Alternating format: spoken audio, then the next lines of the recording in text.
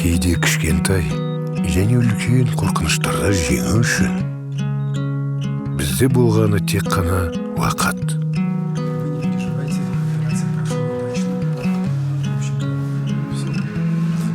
Өзіңе және ең ақырына дейін сенетіндерге үміт сыйлау үшін.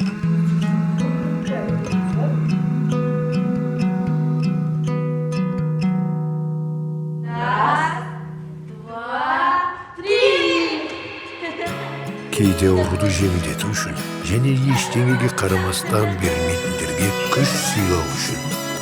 Күлімсіреу ғана жеткілікті.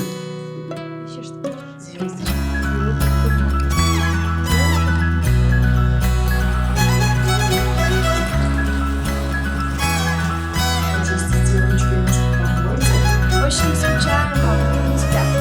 Пока.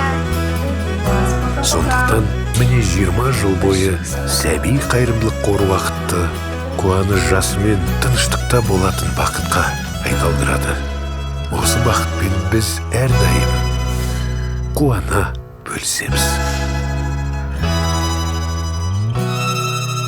Сәби қайырымдылық қоры. Бірге болу бақыты.